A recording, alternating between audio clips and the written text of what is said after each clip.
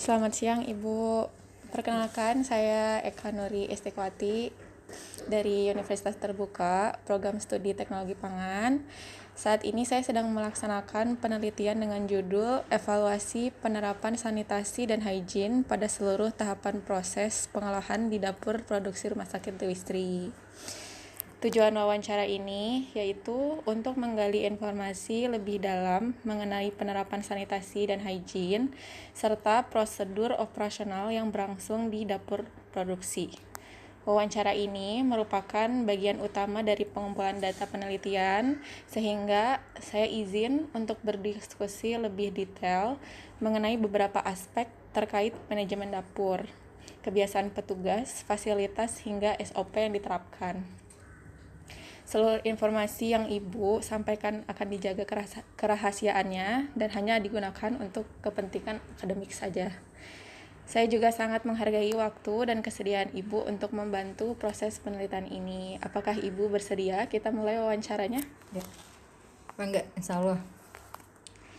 Terima kasih banyak Bu atas kesediaannya. Saya sangat menghargai waktu yang Ibu berikan.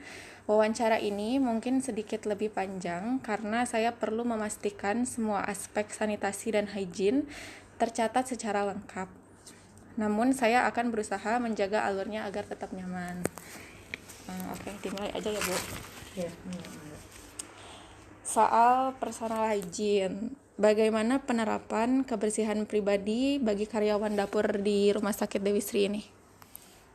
Untuk penerapan personal hygiene ya di dapur gizi Rumah Sakit Dewi Sri, ya sebenarnya sih alhamdulillah kita sudah lakukan ya, sudah dilakukan karena memang kita bergerak itu mulai adanya akreditasi rumah sakit memang harus diakreditasi. Jadi memang tuntutan dari akreditasi terutama di babnya PPI di pencegahan infeksi itu ya memang mau tidak mau ya higienis dari petugas memang harus ditekankan ya. Jadi memang kita udah bergerak di tahun kita mulai udah cukup lama ya, yang terbaru itu di 2022.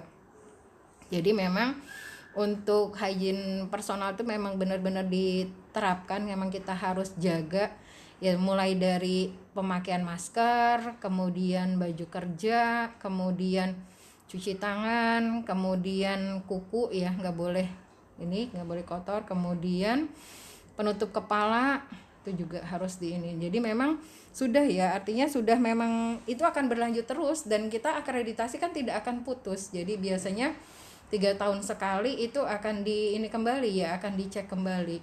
Jadi memang kita setiap harinya itu selalu ada setiap hari atau kita ada audit, ada sidak-sidak. Jadi memang ditekankan sekali untuk personal hygiene. Berarti sudah ada aturan atau SOP-nya ya Bu mengenai prosedur ini?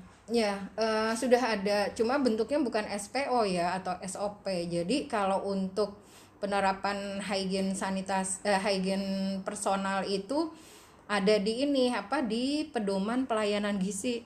Ya, pedoman pelayanan gizi di rumah sakit, artinya tidak tertuang di SPO, tapi kita namanya regulasi kan nggak mesti harus di SPO ya, bisa di pedoman pelayanan, ada di pedoman pengorganisasian, tapi itu termasuk regulasi ya, dasar hukum yang kita pegang. Jadi ada di pedoman pelayanan gizi rumah sakitnya.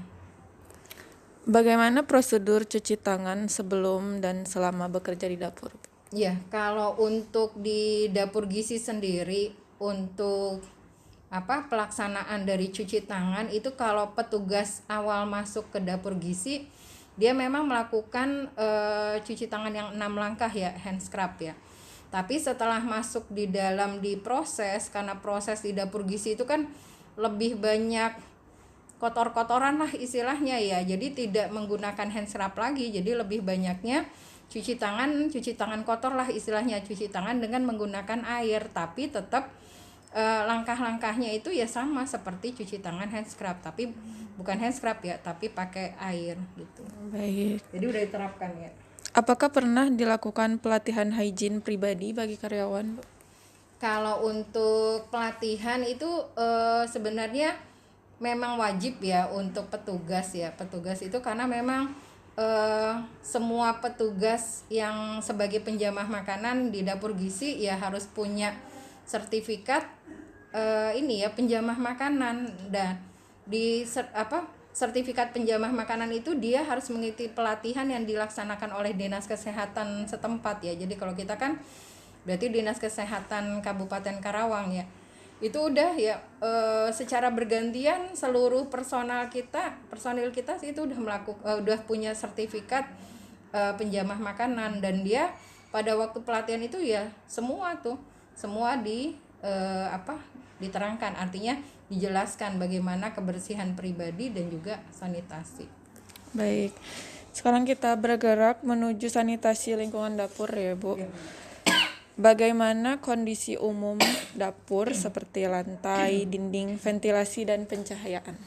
Ya, kalau untuk untuk lantai, dinding atau ventilasi yang jelas memang di dapur kita itu untuk ventilasinya memang masih kurang masih kurang baik ya. Masih kurang sempurna sesuai dengan standar. Kemudian sama lantai juga memang masih belum sesuai dengan standar, tapi untuk yang hal-hal lain itu untuk dindingnya insya Allah sih udah semua gitu. Jadi cuma ventilasi sama ini aja ya masih belum baik ya, sama lantai. Seberapa sering dilakukan pembersihan area dapur dan siapa yang bertanggung jawab? Kalau untuk area dapur itu yang bertanggung jawab cleaning service ya. Jadi kita punya yang namanya cleaning service gizi kita nyebutnya. Jadi dia yang akan bertanggung jawab penuh untuk kebersihan dapur gizi. Walaupun semua personil yang kerja di sana juga memang harus punya tanggung jawab juga ya. Artinya dia yang bekerja bukan cleaning service tapi dia sebagai pelaksana gizi, apakah sebagai pramusaji gizi. Ya dia punya kewajiban juga menjaga area kerjanya masing-masing, area kerja masing-masing itu tetap bersih gitu. Nah, kalau untuk kembali ke kebersihan dapur gizi, tugasnya cleaning service itu dia bertanggung jawab terhadap kebersihan dapur gizi itu ya selama selama gizi buka ya, dari jam 5 pagi sampai jam 7 malam. Nah, itu kita ada 2 petugas. Jadi dia ya bertanggung jawab tuh untuk kebersihan lantai ya, jadi nyapu ngepel itu ya kalau ada kotor ya selalu dibersihkan. Tapi secara umumnya ya pagi dia dinas pagi itu 2 kali dia nyapu ngepel, kemudian pulang juga seperti itu. Apakah ada sistem pengendalian hama atau pest controlnya? Ya, kalau untuk pest control alhamdulillah kita juga ada ya, karena kita memang bekerja sama dengan ISS di rumah sakit. Jadi dia bukan cuma kebersihan rumah sakit tapi juga dia ada bagian untuk pest controlnya, artinya yang bertanggung jawab untuk hama lah istilahnya. Hama yang ada di rumah sakit itu kalau cukup banyak, tapi yang khusus di gizi itu ya seputar penjagaan jangan sampai dapur gizi itu ada semut, kemudian ada kecoa, kemudian dapur gizi nggak boleh ada lalat, kemudian nggak boleh ada tikus. Jadi memang ada petugas khusus yang dia akan kontrol terus tuh, biasanya seminggu 2 kali. Ditambah kalau memang ada temuan dari kita. Kalau ada temuan dari kita berarti dia harus kerja keras lagi. Misalnya ada tapak tikus, berarti dia harus mau nggak mau harus cek ini dari mana ini tapaknya. Berarti kalau ada tapaknya berarti ada hewannya. Nah, hewannya mana? Itu harus dicari sampai ketemu. Gitu. Jadi ada petugas khususnya, tapi bukan gizi ya. Artinya kita bekerja sama dengan pihak ISS yang namanya pest control. Kita ke sanitasi peralatan dan perlengkapan. Bagaimana prosedur pencucian dan penyimpanan alat masak di dapur? Ya, kalau penyimpanan atau pembersihan alat makan di dapur sama alat dapur ya, itu yang jelas kalau untuk alat makan kita udah punya ini ya, kita udah punya mesin dishwasher ya, artinya mesin yang khusus untuk pembersihan alat dapur yang memang dia punya air panas ya, yang suhunya itu sudah di atas 70 derajat ya, dan itu untuk meyakinkan bahwa memang tidak ada kuman di situ. Kemudian kalau untuk alat dapur itu memang kan biasa besar-besar ya, jadi tidak seperti alat makan yang bisa dimasukkan di alat dishwasher. Nah, jadi kalau untuk alat dapur itu kita dicucinya di tempat bak cuci alat dapur biasa. Nanti udah setelah beres dicuci kita siram, kita bilas dengan kita ada juga water heater juga ya yang untuk bisa membilas alat dapur itu, karena kan yang besar ya, lebih besar daripada alat makan. Jadi setelah dicuci dibilas menggunakan air panas. Ya, air panasnya, dan kita udah punya water heaternya ya gitu. Kalau alat makan kan dia masuk di mesinnya gitu, jadi kita masukin aja ke alat itu, dia akan berproses sendiri gitu. Baik, adakah pemisahan alat untuk bahan mentah, bahan matang? Ya, kalau pemisahan bahan makanan mentah sama basah ya, berarti memang ada lah yang jelas ya, karena memang tidak boleh ada matang itu berbarengan dengan mentah, karena kan nanti ada kontaminasi ya, ada kontaminasi silang, nanti akhirnya malah jadi yang matang malah terkontaminasi sama kuman dari yang mentah. Jelas ada ya, jadi memang kalau untuk yang basah itu kan kita punya kulkas ya, punya chiller ya. Kemudian kalau di hewani ada freezer. Kemudian kalau yang matang itu kita tapi nggak bisa lama-lama ya. Kita biasa kalau habis pengolahan udah ada yang matang, kita gerak cepatnya ke kita masuk di wadah-wadah stainless dan masuk ke Ben Mary ya. Kemudian segera kalau misalnya udah beres semua, udah lengkap semua ya kita bagikan gitu. Jadi memang tidak boleh terlalu lama ya makanan-makanan yang sudah matang, karena kan dia punya waktu cuma 2 jam ya. Kalau lebih dari 2 jam khawatir kuman juga suhunya turun lagi, nanti kuman berkembang lagi di situ. Soal pengelolaan bahan baku, Bu. Bagaimana proses penerimaan bahan baku di dapur? Ya, kalau penerimaan bahan baku itu yang jelas kita bekerja sama dengan rekanan ya. Kalau dulu kita pergi ke pasar sendiri, sekarang udah semakin banyak yang kita tanganin yang harus dibeli, kita akhirnya bekerja sama dengan rekanan. Jadi petugas gizi akan membuat perencanaan untuk belanja bahan makanan yang akan dibelikan oleh rekanan. Kalau udah dibelikan oleh rekanan ya, kalau dia datang biasanya setiap jam 8 datang ke dapur gizi ya, kita udah siap sama petugas yang akan mengecek bahan makanan ya yang datang dari rekanan. Dan itu diceknya juga sesuai dengan bukan cuma jumlah tapi spesifiknya ya, spesifikasi bahannya. Apakah bahannya itu sesuai dengan kriteria apa enggak, speknya apa enggak. Jadi misalnya kalau sayuran itu berarti harus bersih, kemudian tidak ada kotoran-kotoran. Kemudian kalau telur berarti juga harus bersih ya, tidak ada kotorannya juga. Kemudian kalau hewani berarti biasanya yang persyaratan yang lebih ketatnya tidak baunya ya bau segar, jadi enggak yang berbau busuk atau apa ya. Kemudian kalau tahu nabati itu ya biasanya enggak biye ya, artinya enggak lunak, artinya dia keras, tapi kerasnya bukan keras normal seperti itulah, seperti tahu. Berarti sudah ada standar atau kriteria bahan baku yang diterima ya, Bu? Betul, ada spesifikasinya ya, spesifikasinya ada. Terus cara penyimpanan bahannya juga sudah ditentukan ya, seperti kering, basah, dingin. Iya jelas, karena memang kan lagi-lagi kita kembali regulasi itu kalau di dapur gizi ya, sejak ada akreditasi kita dituntut memang harus benar gitu, benar penyimpanannya, benar dari proses dari awal sampai penerimaan sampai akhir didistribusikan distribusi ya. Jadi memang penyimpanannya udah ada gitu, dan memang harus suhunya atau apa semua harus jelas gitu. Baik. Apakah sistem FIFO first in first out sudah diterapkan, Bu? Ya, kalau first in first out itu memang sudah kita terapkan, terutama untuk bahan makanan kering ya, di gudang itu udah. Jadi petugas gudang itu ya memang sebenarnya yang harus dikuatkan itu ya dasarnya itu. Jadi bukan cuma sekedar petugas gudang itu dia kalau datang bahan makanan kering misalnya, yang penting mah beli, nanti kalau habis beli kemudian susun aja gitu, yang nggak bisa seperti itu. Jadi tetap harus prinsipnya first in first out, jadi barang yang pertama kali masuk ya dia harus keluar duluan.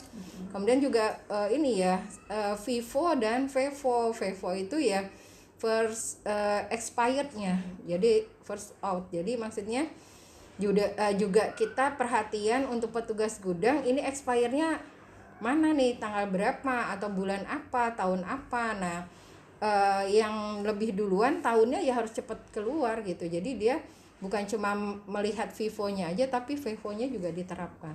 Baik.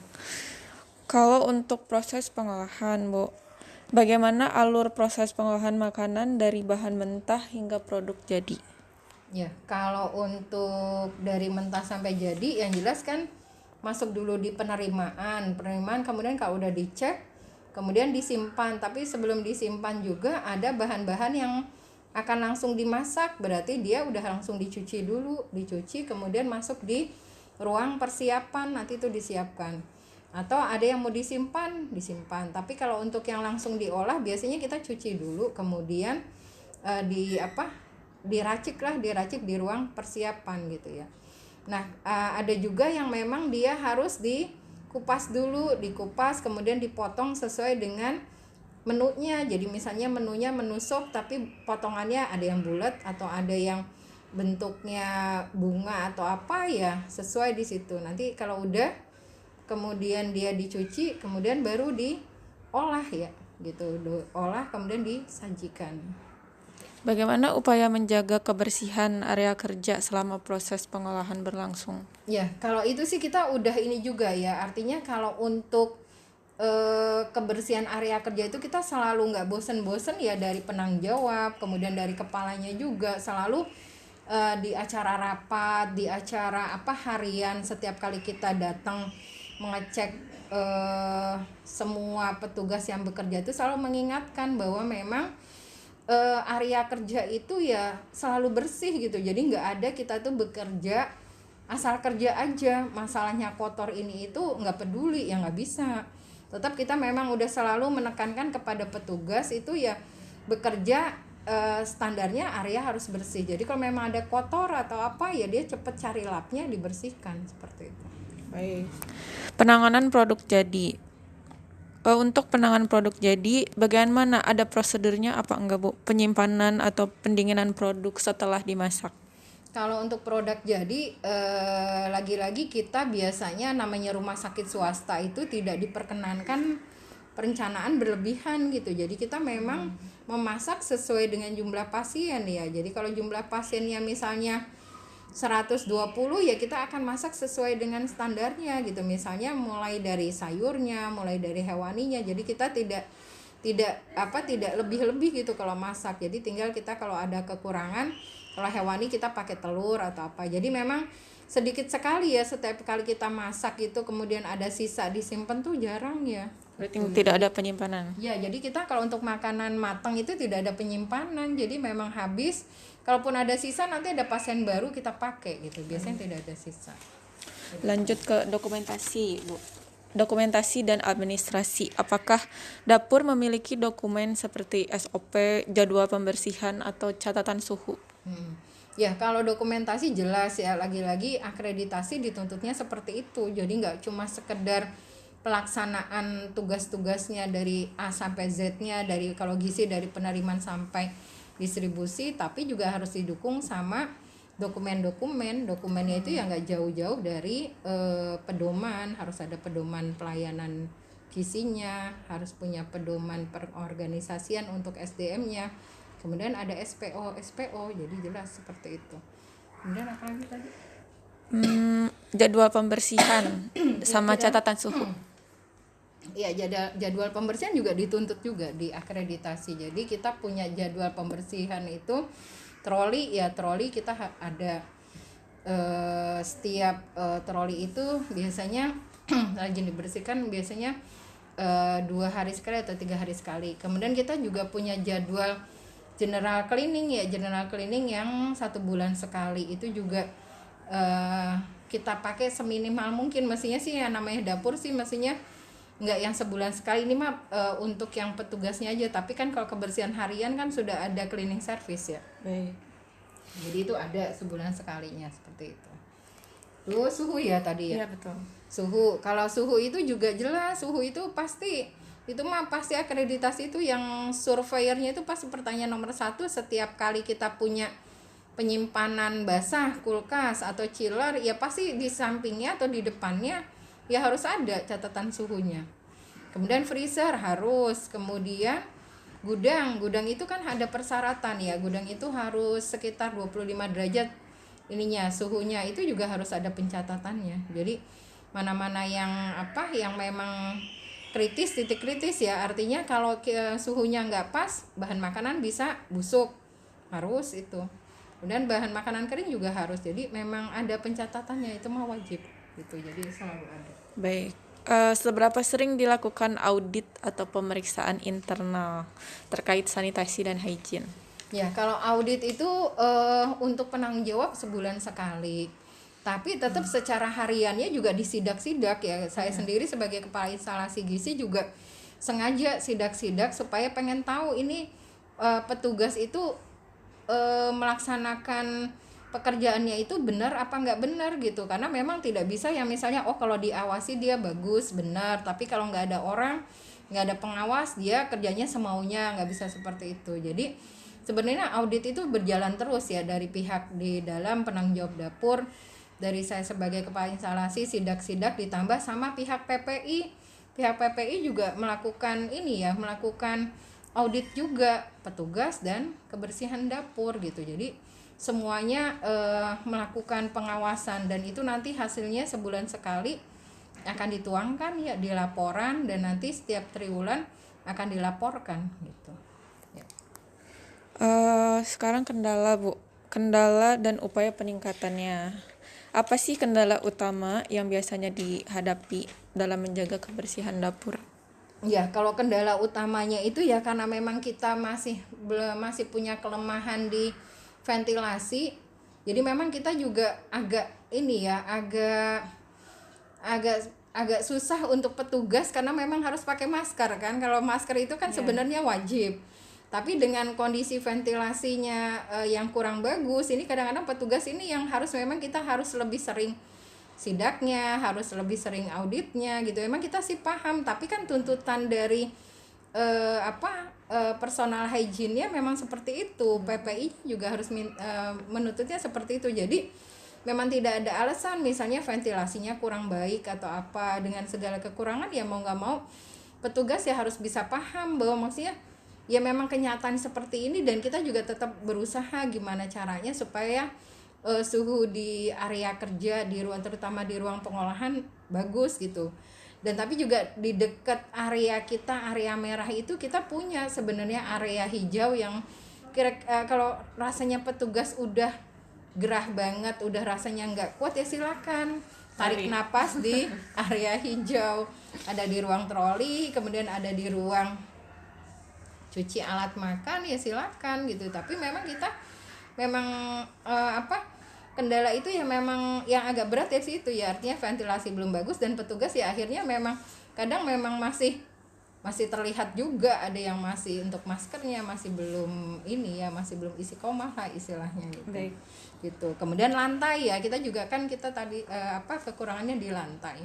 Lantai kita masih lantai yang biasa kayak rumah biasa ya, yang putih gitu kan, itu belum masuk persyaratan dapur. Jadi memang kemungkinan kejadian yang terpleset itu masih ada. Makanya kita penjagaannya sementara ini ya setiap kali ada yang basah-basah ya cleaning service harus gerak cepat mengeringkan, jadi supaya jangan sampai ada kejadian yang jatuh gitu. Jadi itu sih sebenarnya yang kita udah selalu